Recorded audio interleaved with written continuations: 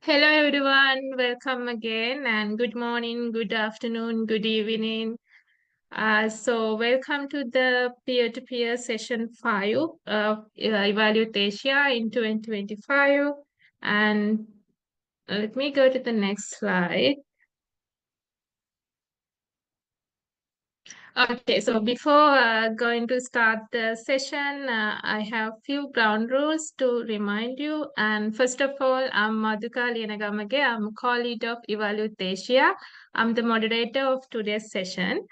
As most of you might know, we request you to keep your microphones off and video disabled during the presentation. And you can also mention your questions in the chat box. And also, we hope you will be respectful towards other fellow participants when you message in, when you write down something in the chat box. Okay, so about the peer-to-peer session, peer-to-peer career advisory sessions are specifically for young and emerging evaluators. It's a online meeting and online discussion place where young and emerging evaluators can discuss their challenges and share their experiences, and also learning from experienced experts in the field. So these are the peer-to-peer partners. You can see the logos of the partners here: Evaluate Asia chapter, Evaluate Global, Asia Pacific Evaluation Association, European Evaluation Society, UNFPA, Eval for Action campaign, and ideas. So, as mentioned earlier, the target audience of P2P M&E career sessions are young and emerging evaluators, but that doesn't mean that anyone who has more experience and experienced evaluators cannot join. We welcome everyone. Doesn't matter whether you are a YE, whether you are experienced evaluator, anyone who is interested in learning from these sessions, we welcome all of you. And also the purpose of this session is to provide tips and basic many career related doubts. And these are demand driven sessions and not trainings or workshops. So we encourage you to ask questions and have very interactive sessions during P2P sessions. And also, of course, our facilitators don't know everything, so we will collectively try to build answers, but you must also continue your own search. This is just the guiding session. And okay, so in under the P2P sessions, we have two types of sessions: standard sessions and special sessions. On your screen, you can see the different kind of sessions, areas that we cover under the P2P sessions. So these are the national chapters in Asia Pacific region. Right now, we are very happy to say we have 12 national chapters. Afghanistan, India, Bhutan, Sri Lanka, Philippines, Pacific, Fiji, Malaysia, Indonesia, Pakistan, Nepal, Mongolia, Australia, New Zealand. I know some of you are here today already member of these national chapters, and if you are not member, please feel free to reach them and join today. So, okay, so for this session, we have got 100, around 160 registrants. That's a big number. And so we have a bit little summary here about our registrants. So surprisingly, most of the registrants, like half of the registrants for this session, have more than 5 years of experiences. That means they are not YEs anymore. But we are happy to have like uh, people from different backgrounds with different kind of experiences, and also we have some registrants who don't have any experience. And as we understand, our registrants and also maybe the participants, majority are between age 29 and 42. Okay, so without further delay, we can now move to the session today. So as you all know, we are going to discuss today about impact evaluation. Our topic is unlocking impact and how to design and implement effective evaluations. So for that, we have our experienced facilitator today, Mr. Mohib Iqbal. And Mr. Mohib is an economist with over 15 years of experience, and he has also experiences in evaluating policies and programs across sectors such as health, social protection, education, and migration. And he has many experiences with international organizations, specifically working in economic and quantitative evaluation areas. And he's a expert trainer, and he has led courses on economic analysis and quantitative methods. And other than that, he is a very active member of African Evaluation Society and Australian Evaluation Society, and he's also a volunteer team leader in Asia Pacific Evaluation Association. So we are very excited to learn from you, Mohib, today. And personally, I'm very excited for this session. And without further delay, I would like to now invite you, Mohib, over to you. Thanks, Madhuka. Thanks for the introduction, and hello, everyone. So I will share my screen. We have a very brief presentation. I hope to stick to the to how the Evaluate Asia runs these sessions. Can you see my screen, Madhuka? Yes, we can see. Yeah. Great. So today we are going to talk about impact evaluations. How do we measure impact, and how do we design impact evaluation, and how do we implement an effective impact evaluation? So there's a sort of impact evaluation is a very broad field. And I think in a 1 hour, we can only cover a few very limited ideas. My focus is to cover some of the key design related idea, and then cover some of the ideas that will help us with the implementation. So what I want to start with is, if we, as an evaluator, if we were asked a question, what is the impact of an intervention, which could be a policy, which could be a program, how do we sort of respond to that question? I think there is a number of ways to sort of respond to that. We can break the question down into a few smaller sort of parts. For example, if we are thinking about a program, a teacher capacity building program, its impact could be thought about in a number of different ways. It could be thought about or measured really in the before and after impact of the training that is delivered to teachers. It could be measured in terms of knowledge retention from the training over a specific time. It could be 6 months, it could be 1 year, it could be 3 years, it could be 5 years. It could be change in teaching practice. How many teachers or what proportion of teachers actually changed their practice and adopted the new methodologies that they were taught? Or, so this is all the impacts that we could see around teachers. Or another impact that we can look at is how the students' achievement changed because of the training.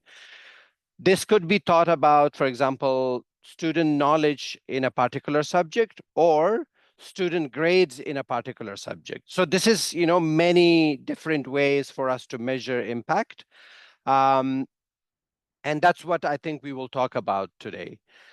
I think the first thing is, how do we define impact? And is there a standard definition of impact? Because especially in evaluation, we refer to impact quite a lot and quite variedly. Like, people mean different things by different in different contexts by saying impact. So the OECD defined impact in 2016 as the impact of a program that refers to the positive and negative, intended and unintended, direct and indirect, primary and secondary effects produced by an intervention. It's very broad in that sense. Do we measure that impact? I don't think so. We probably usually look for more the direct impact. We usually look for primary impact. And I think policymakers are usually very keen on positive stories. However, that doesn't mean impact evaluation produce all sorts of results. One of the key things about impact is, when we talk about impact in the context of a program evaluation, there is a number of ways to measure impact. One way, for example, is theory-based evaluations. And another could be causal, the cause and effect evaluation. When I say theory-based evaluation, it doesn't mean impact evaluation doesn't use a theory of change or a program logic. They do use that. What I mean by that is, there are other methods outside the impact evaluation, particularly some really good qualitative methods that measure impact. For example, mapping impact, trying to understand impact hierarchies. There is something called the most significant impact of a program. These are all participatory qualitative methods that can measure impact. But when we say causal impact evaluation, I think that's where we mean quite a different thing. So causal impact evaluation would answer the question, if the program caused the change in outcomes or impact. What does this question sort of tells us? This question tells us about effectiveness, which is one of the DAC criteria, and impact, which is another DAC criteria of a program. And it also tells us what are the important elements in measuring impact error-free. So really, in a robust method, in a generalizable way, how can we measure impact? So that's what we can achieve with causal impact. I think one of the key questions and key discussion that comes up when we talk about impact evaluation is the question that, is impact evaluation enough? For example, you have a program, the teacher training program that I talked about. If you have that program, is it enough to only undertake an impact evaluation? I think that question really depends on the context of the program, on the context of the evaluation. For example, if the policymakers are really asking the question on the effectiveness of the programs, yes, impact evaluation is enough. However, if they are asking question on the relevance, coherence, efficiency, or sustainability of the program, then we might need to do a lot more than impact evaluation. For example, is the program an appropriate sort of program for a particular participant demographic? Then I think that's where the relevance question comes in. If the question is, for example, is there a role for government in implementing this program? I think that's another sort of question where the program relevance is more important than probably impact evaluation. Another key question, for example, could be, is the program producing sufficient benefits to justify the budget or the cost that is being invested in the program? That's an efficiency-related question. Is the program cost-effective? Is the program producing enough economic benefits or social benefits that the government could justify allocating money in their budget? So that's another. So there is all sorts of other evaluation that could be undertaken outside the impact evaluation, and that really depends, as I said, on the context and on the context of the policy and the context of evaluation. Now we get to some of the very key ideas in measuring impact in the context of a causal impact evaluation. There are three key ideas that I want to talk about today. So how do we measure impact? If we look at the sort of the first line, the yellow line on the chart, there is two things we can see. So we can see primary outcomes, and then we can see time.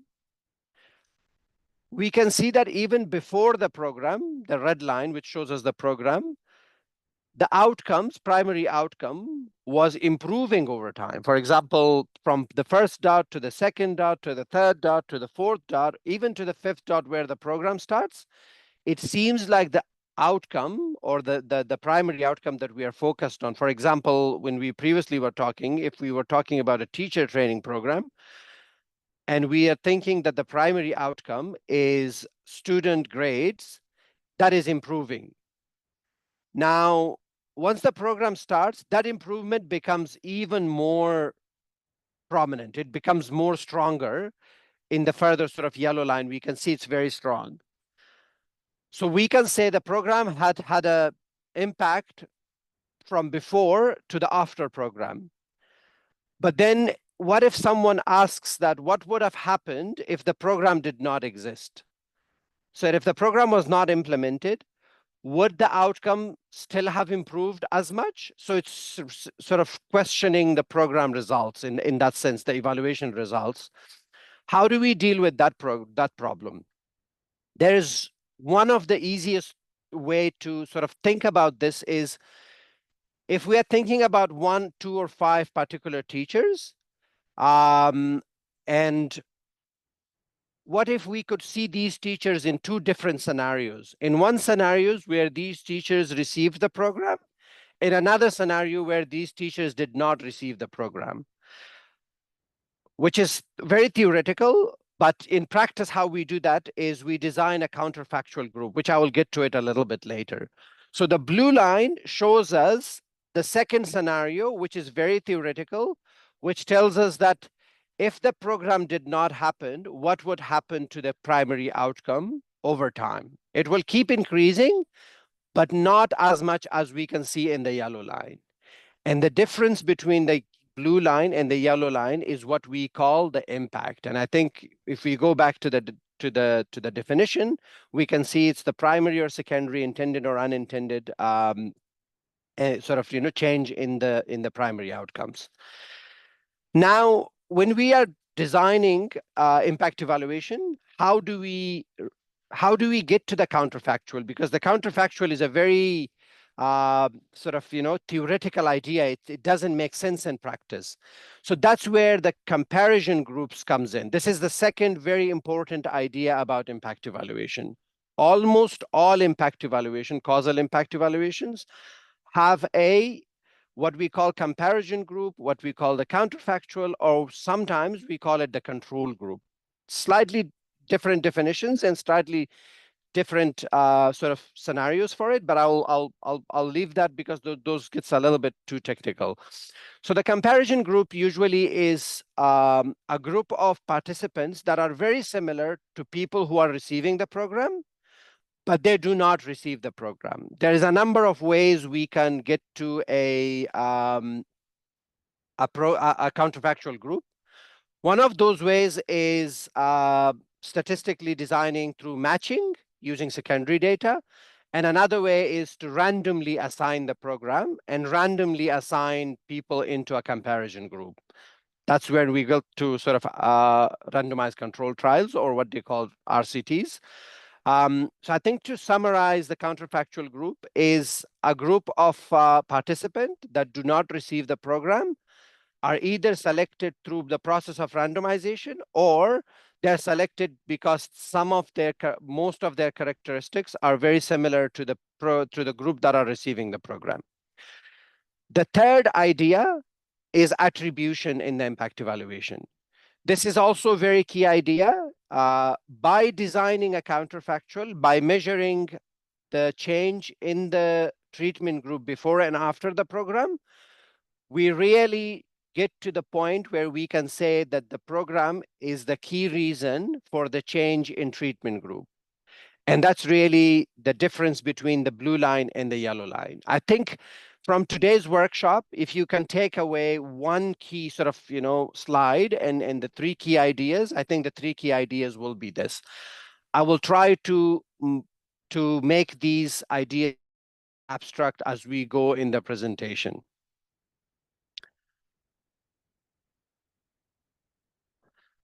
Okay, so the design side we talked about a little bit. There is the implementation side, which is we can summarize it in 9 sort of steps. The preparation for impact evaluation is really the step where we talk about the design, where we talk about whether we are doing randomization or whether we are doing, for example, a quasi-experimental model with matching impact people between program and those who are not receiving program.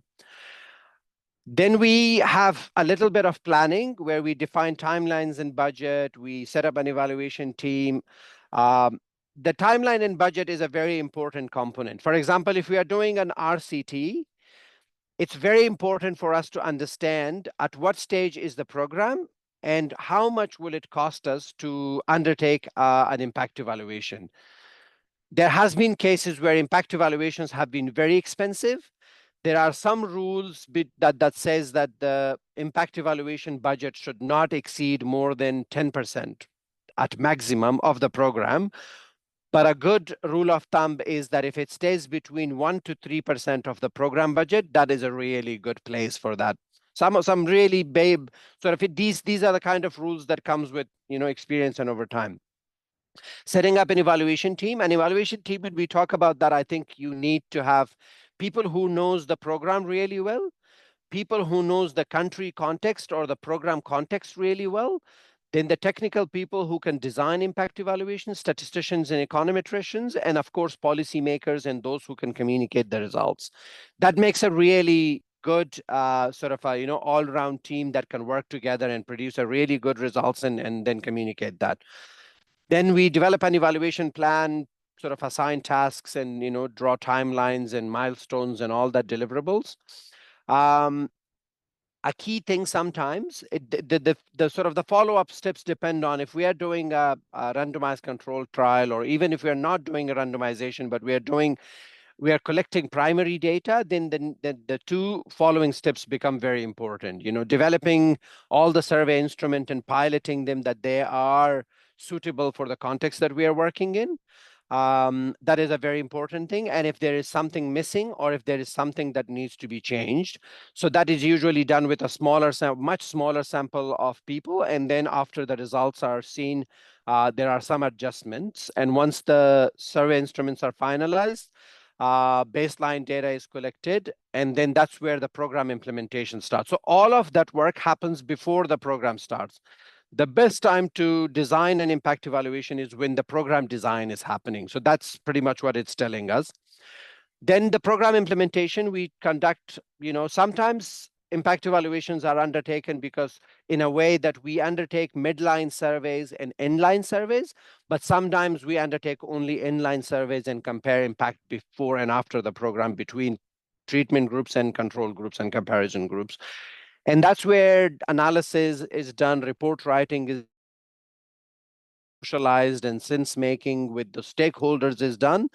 And once all of that process it sort of goes through smoothly and you're agreed on the final results and the report is prepared, that's where the results are disseminated to the broader audience, people who are implementing the program, senior policymakers who will be making decisions, in some cases funders, that could be Ministry of Finance or a donor, and that's where the broader dissemination of results happen. So this is sort of the stages in the implementation of a quality and effective impact evaluation. I think this could be sort of, some of these steps could be merged or some extra steps could be added. For example, how do we write the reports? How do we make sense of the results? How do we socialize the results with the stakeholders? Could be another step and things like that. So it really depends. These steps comes from a evaluation resource that I will share in the coming slides with you later. Okay. Now that we talked a little bit about the design, we talked a little bit about the implementation, and we talked a little bit about the sort of the definition, why do we do it? Is it enough? All those sort of, nitty-gritty that we went through. I think it's also important to know why impact evaluations are carried out. How do impact evaluation change policy? So I have three examples. All of these three examples are from 3IE. This is another very good source for information, and you can go there. They publish a lot of impact evaluation reports, and they provide really, really detailed information about their work. So in Kenya, the Kenyan Ministry of Agriculture, with some donors, designed a program. They called it Building a Competitive Banana Export Industry. Banana being one of the sort of key agriculture products, and it has a very strong grounding in the rural economy. So a lot of the rural farmers depends on agriculture, and banana is a product that sort of gets produced in Kenya, and it has a very good weather and conditions for it. There's a lot of details about the program, but one of the key sort of details is that 11,000 farmers were given support so they can grow, process, and produce banana, and then properly pack it for exports, and then be able to be connected with the exports value chain so that exports become easier for these farmers. And the key goal was to increase income for farming households, and reduce some of the lower value agricultural products or reliance on lower value agricultural products. Two evaluations were undertaken. One was at 6 months after the program was implemented. Another was at 32 months. The evaluation at 32 months showed that there was a 30% increase in household income from banana plantations. So that shows an impact evaluation can be a very informative and can provide very robust evidence to support scaling of these kind of information. There's a lot more detail to this program because when I was reading through it, there is also some other effects it had on other agricultural products that are happening. It had some impacts on poverty. It had impacts on education level. It had gender-related impacts. So all of those were measured, but the key and the most sort of important impact was increase in the income, and that was the primary goal of the program. In the Philippines, they introduced a reforms to reduce congestions in courts. So courts in Philippines, are congested. Both new and old cases take a long time to process, and that creates a lot of burden on the judges, on the lawyers, and all the people that are working, paralegals, and all the sort of the justice system. When they evaluated the program, they found two results. All the new cases clearance rate increased by 36%, a very significant result. That is, 1 in 3 cases were, processed much quicker, sort of, in that sense. However, there was no change in clearance rate for old cases, pending cases. So cases that were in court for many, many months or many, many years, there was no change in their clearance rate. So the program design potentially targeted new cases over all the pending cases, or there might be another sort of, mechanism running that is not allowing the program to change the clearance rate for the pending cases. So this is where we get mixed results. Some results are positive, some results are negative. And I think that's where further evaluation, other evaluation types are very important. For example, collecting qualitative data to tell us why the clearance rate for pending cases might not have changed. I think that's where the mixed method evaluation comes in. A third example comes from Nepal. Nepal provided 10 days training to grade 9 and 10 maths and science teachers. When they undertook an impact evaluation, a robust impact evaluation of the program, they did not see any evidence that training has improved student. This was a surprising result because the same program has produced significant result in other countries. I think what the impact evaluation here is telling us that context matters. Different places have different impact on how programs produce results, how policies produce results. So what this result is telling us, I think, is that there is need for a different type of evaluation, which can tell us what might be contextual factors that are causing the program to not achieve results. So that's, where impact evaluation is not telling us a positive result, is not telling us a mixed result, it's telling us a negative result, but it's still very informative because what it tells the policymakers and the program implementation team is to go away, do interviews or collect some other type of data to understand whether the program design was appropriate, whether the program was implemented with fidelity, with all the sort of key requirements of the program in terms of implementation were met all the stages, whether the right participants were selected, and whether 10 days were enough for the program to produce impact. Maybe there is need for a longer training in a particular context. So I will stop with this slide and hand it back to Madhuka. We have a wide variety of questions that came our way. I don't think we will be able to accommodate all of them, but what we will do is we will go through some of the questions and try to cover all of the questions that came our way. What I did in the presentation as well is to try to build the presentation in a way that some of the questions were addressed. I will stop sharing my screen, Madhuka, and over to you. Thank you, Mohib. I think my screen is visible right now. So we have sorted out the questions we received from registrants, and we have got some general questions and as well as some questions on impact evaluation. So today we have 4 questions that most of the participants have mentioned. So the question number 1 is, how do you determine whether to use quantitative, qualitative, or mixed methods for an impact evaluation? Mohib? Thank you. This is an excellent question. I think I did point to a few things when I was talking to those 3 impact evaluation examples that I presented. I think in the first case, the evaluation results were very clear and informative. Maybe, it could still probably have benefited from a mixed method or a qualitative data collection. But at the same time, impact evaluation seemed to have provided very good evidence. In the second case, I think we needed qualitative impact to tell us why the program was producing impact on one type of outcome, but not on another type of outcome.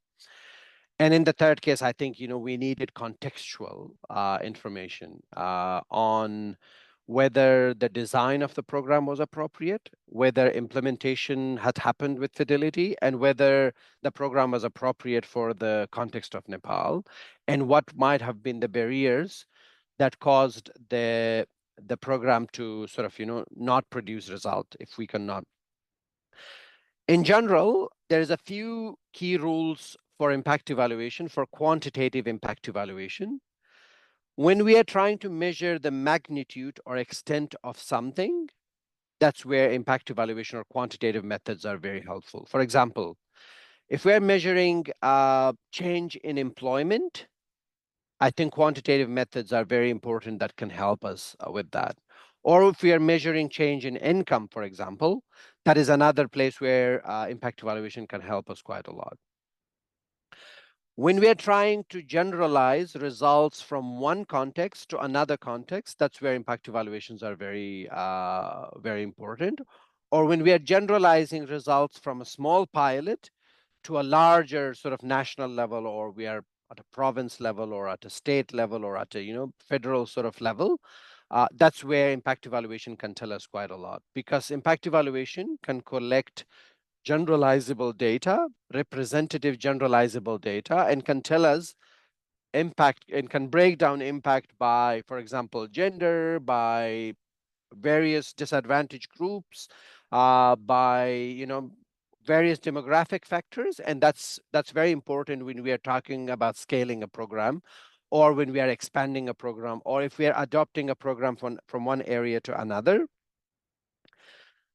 The most important, I think, thing is the attribution that I talked about, the three ideas in the impact evaluation, when we are trying to establish the cause and effect relationship. What does that mean? When we, for example, if the banana plantation program, how they designed their control group or comparison groups were that they had 11,000 people who received the program, and everyone else, all the other farmers who did not receive the programs. Whether that was a lottery, how did this happen? Of course, a lot of ethical consideration needs to happen there. And I'm not going to get into that because that's a separate and a very long conversation to be had. That's where the appropriateness of impact evaluation is very important. For example, assigning the program to some people and not giving it to other people raises an ethical question: that is it okay just for an evaluation purpose to deny certain people a service or a benefit? So that's the ethical side. So I will leave that out. But the cause and effect really, was established through an impact evaluation. And really, I think another very important reason where we will implement quantitative methods is when there is a lot of quantitative data available. And this is really, I think, in the last 10 to 15 years, the level of data availability has drastically changed. A lot of countries are doing census. There is way more longitudinal data being collected. Data collection has become cheaper as technologies have improved, using mobile collection and using iPad data collection that has made it very cheaper and easier to collect repetitive data. Online surveys have made it very easy to collect data. And at the same time, improvement in data analysis softwares have made it for enabled analysis on unconventional data. For example, social media data, text level data can now be converted into quantitative data. So all of these things provides us with opportunities to undertake quantitative research and quantitative impact evaluation. When do we do? I'm not an expert on qualitative analysis. I do use qualitative analysis as part of my work, but that's not my specialty. But I can say a few things. I think when we are trying to understand the process of implementation and design, the relevance of design, or we're trying to understand a context, that's where qualitative research is very, very helpful. As I said earlier, qualitative methodologies of measuring impact also exist. And again, that's not my specialty, and I'm not going to get into that detail. When we're trying to capture subjective experiences, so how people experienced a particular program, that's when qualitative data is very helpful. People can tell you about their perception, their feelings, their emotions, how did they experience a program. For example, if they were part of a behavior change program or a psychological program, sort of some program that will trying to sort of use various behavior change techniques to try to achieve some sort of impact. How did people experience that? I think that's there's a lot of programs that are using behavioral techniques, what they call the nudge, like nudging people to get to sports or get to fitness, or have a use income management strategies, for when the context of poverty reduction and many other things. So there is or in the context of health, for example, trying nudging people to stop smoking, all those sorts of programs. Qualitative research can be very helpful. How did people experience, and why did people change behavior? Those could be answered through qualitative research. Sometimes qualitative research is very helpful in telling us the unintended consequences of programs. we design a program to change, for example, income for farmers. At the same time, what that does is, for example, it reduces prices in a market, and that actually causes the income to decline. In that sense, qualitative research can come in and help us with those things. And especially, sort of the last thing that I would sort of say is when we have very small samples. I evaluated a program last year that had 42 participants, and out of 42 participants, we had data for around 35, 34 people. So it's a very small sample size. Using quantitative methods will probably produce over or underestimation of impact. So I think I will suffice with that. There is the balance between the qualitative and quantitative methods. But I would say the resources I will provides a lot more information, and there's a lot more detail that could be provided in response to that question. So I will suffice with that, 4 or 5 things that I mentioned for each of these two different methodologies.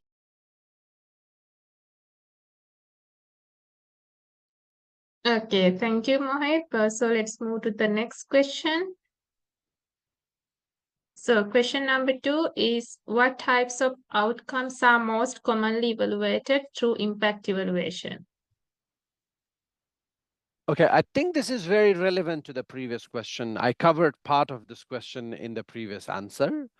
But what I want to talk about here is the background, how we arrived at the current sort of stage of state of impact evaluation.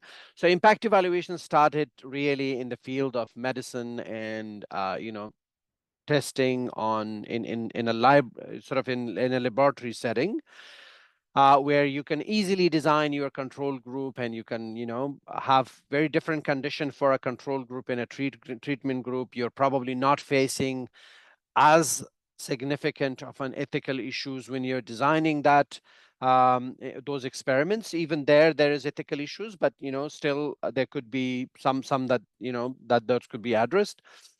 And then this expanded to economics, psychology, development studies, humanitarian studies, studies of perception of programs and campaigns, for example, all sorts of these sorts of fields. The key here, why we would use and what type of outcome we will use it for, I think I'll go back to when we are confident that we can measure the outcomes quantitatively, when we are confident that data can be collected, and when we are confident that the technical skills that are required to undertake an impact evaluation exist. And I think one very important consideration for an impact evaluation is the cost. How much would it cost? Would it cost sort of a huge amount of funds that are cannot be justified within a program? For example, if a program is a $1 million program to address a particular issue, and the impact evaluation will cost us $300,000 to $400,000, I think we will critically need to think about, even if we can measure the outcomes with data, even if all the conditions can be met, I think the cost will be one factor where we can start to think that impact evaluation might not be the most appropriate method to use. So to bring it back, impact evaluation has a very broad use. I have seen impact evaluation in environmental studies, in psychology, in medicine, in epidemiology, in public health, in economics, in development, in humanitarian context. Of course, in humanitarian context, for example, uh, it will depend on how you pick your outcome. Is your outcome the level of food insecurity or lack of access to healthcare, or is it lack of access to sanitation, or all those things, and how the humanitarian programming improve that? But at the same time, humanitarian programs have a serious problem because they're not permanent programming. They're usually anticipatory, and they're usually short term. They're usually crisis oriented. So when they're implemented, they address the problem, and then they are taken away. And that's where the development programs come in.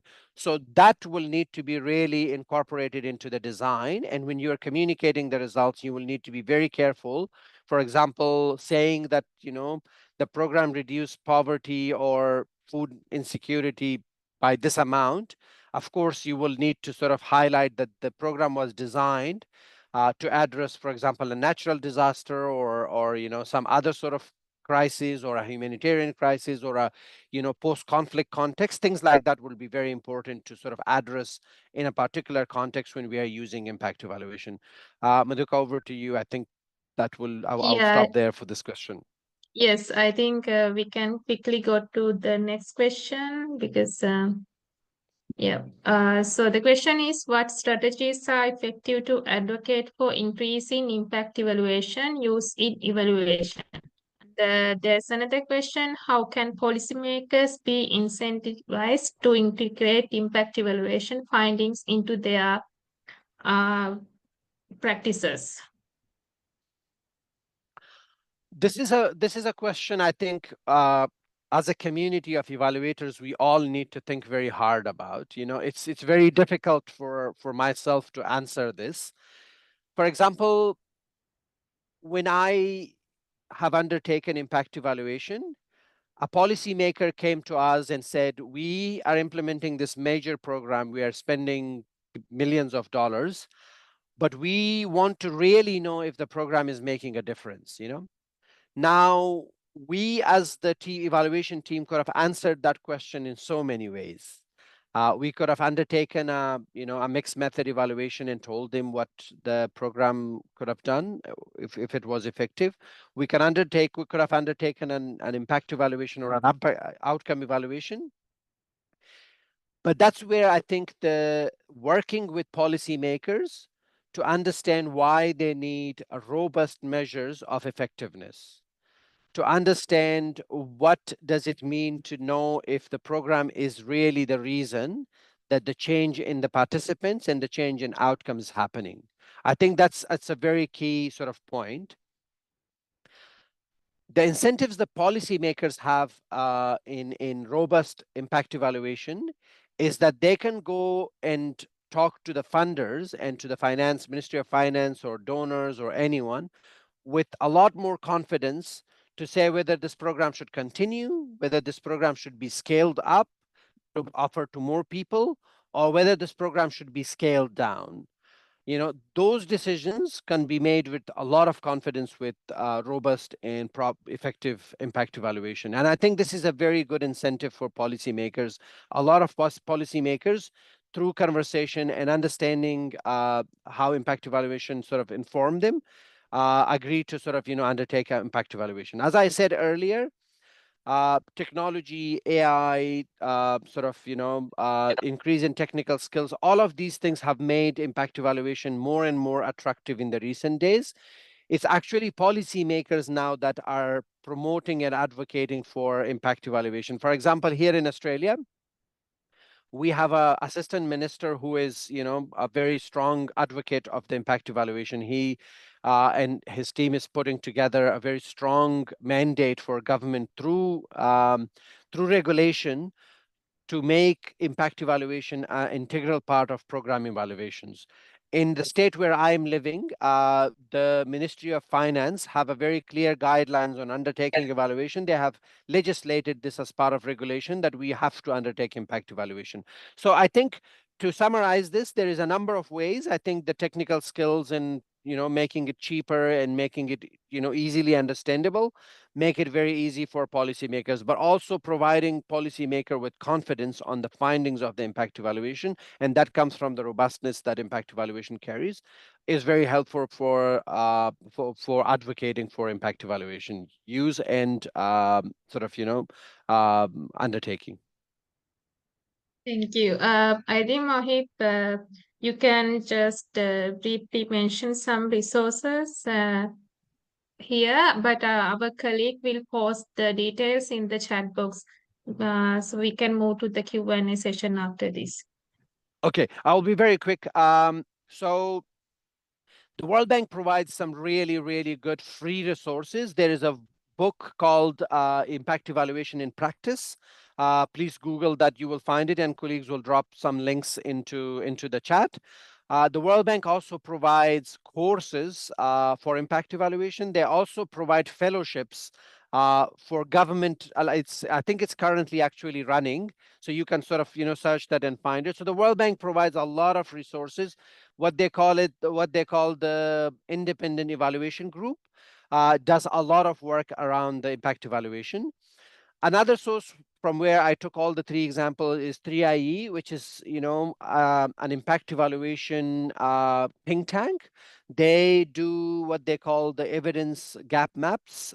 They pick particular sectors and look at robust evidence availability and maps that and provides it to policymakers. And they also have a lot of really good content on how to undertake and when to undertake, why undertake impact evaluations. Um, JPAL is another very good source. They have courses and also they undertake impact evaluation globally. They have really good internship and employment opportunities, and they also undertake sort of provide their evaluation reports, which is a very rich source of learning for those who are getting started in impact evaluation. In addition, AI, can also be very helpful. Uh, Particularly if you are learning a language, a statistical software, for example, R or Python, it can be very helpful. But all of these things, Coursera and some of the other sort of sources also provide some really good free resources on impact evaluation.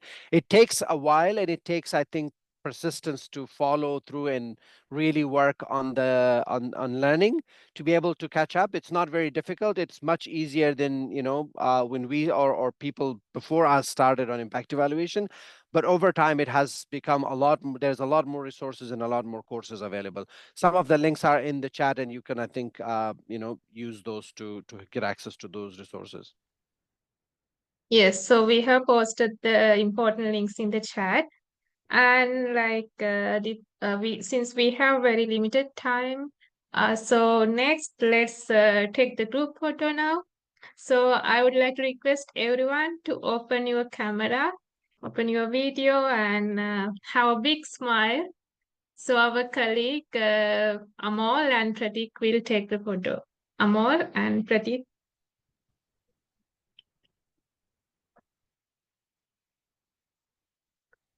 Okay, smile.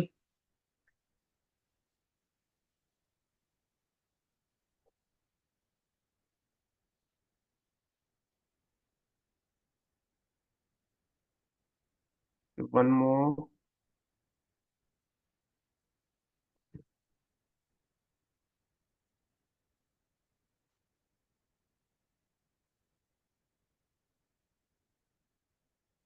Great. Thank you. Thank you, Amal. Thank you, Pratik. So, moving to the Q&A session, we have few more minutes. So, we have some questions in the chat box. Let's try to answer at least few questions. I would like to combine two questions from Nikita and Hemant. Nikita is asking how to identify control group where there will be little possible of control groups. And then Hemant is asking some evaluations, there's possibility when there is no comparison. Mohit? Okay, so there is two ways to answer that question. One is when you're at the end of the program and you see that you don't have a comparison group, I think that's a very difficult situation to undertake an impact evaluation from. We do have a pre-post test design of impact evaluation that helps to undertake sort of an impact evaluation with quite a lot of confidence, but not as much confidence as an impact evaluation will provide. So that's one way. A second way is to design a control group. So control groups are in randomized, when you're doing an RCT, you have to design sort of from the very beginning. But if that didn't happen, you can design a control group, for example, from a household survey. For example, if you were working on a program that was trying to address employment in a particular demographic groups, and the program was offered to a small sort of set of people, not everyone in the country, then you can go and design. There is a process called propensity score matching. Propensity score matching, what it does is that it will find you from a secondary data a set of participants that are statistically very similar to those people who have received the program. When we say propensity, we take all as much information as we can and compare those and match by those with the treatment group, with the program group, with the intervention group. For example, age, gender, location, language spoken, level of education, all those things could be taken from a household survey, and we can design a quasi-experimental model in which we have a treatment group that has a particular sort of characteristics. Then we have a comparison group that has particular comparison group. We match this through a propensity matching, and we design a control group or a comparison group. And then we compare results between the two, because we assume, there's a huge assumption here, we assume that the people who have not received the program are the comparison group, which provides us with really good sort of, we have now very powerful statistical methods to do that, and that allows us to measure impact very statistically very powerfully, but it's still not as powerful as randomization would be, or as with as high confidence level as a randomized project sort of process will produce. I think I'll suffice with that. Yes, I think let's take one more question. So the question is, what are some of the dynamics to consider in designing multi-country impact evaluation for a given project? Very good questions. That's a very, very good question. I think contexts are different. Programs work very differently in different contexts. So you will, I think, in a multi-country context, jumping straight away into an impact evaluation might not be the best approach. I think one will need to do a design and fidelity related evaluation, which could be a mixed method qualitative study of each context and understanding context specific factors that will have an impact on the program and the program outcomes. So understanding that through a separate evaluation will be a very important first step that I will start with. In addition, I think what we can look at is how we design the control and comparison groups in each of these contexts will be very important. Taking ethical consideration into account will be very important.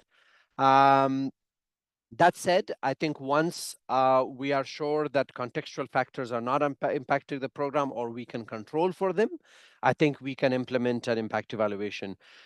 Data collection and the cost of data collection across multiple countries is another very important consideration. For example, if we were to use secondary data to undertake an impact evaluation, we will need to make sure that the similar survey has been undertaken in all these countries. So that's one example I'm providing. But if we are collecting data, we will also need to know, for example, asking questions, how people respond. And this is again context, and how different contexts are different. And the mechanisms in each context work differently, how programs produce impact. Understanding those will be very, very important, I think, in multi-country evaluation.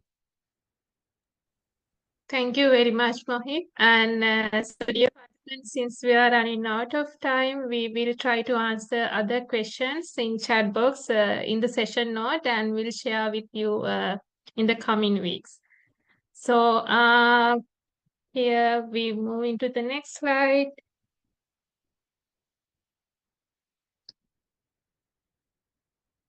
So you can follow us on LinkedIn. There's the LinkedIn page of P2P sessions, P2P career advisory sessions, and then we would like to request you to fill this feedback form. Your feedback is really helpful for us to design our next sessions in next year in 2025. And with that, we have come to the end of the session, and I would like to thank our facilitator today, Mr. Mohib Iqbal. Thank you very much, Mohib, for very interesting and informative session, but I know this is a broad topic and we cannot cover everything within this 1 hour.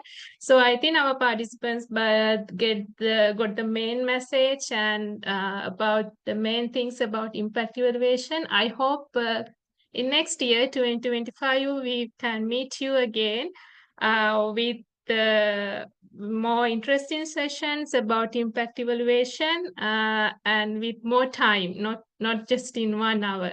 So thank you very much, Mohit, on behalf of Evaluate Asia, accepting our invitation and spending time with us today. We really appreciate your time and your effort. Thank you so much. And dear participants, and this is the last P2P session of Evaluate Asia in 2024. This year we had 5 sessions, including this session. And in next year, January 2025, we will meet you again with more interesting topics. And after January, maybe next year, whole next year, we will meet you with many sessions of P2P and new topics.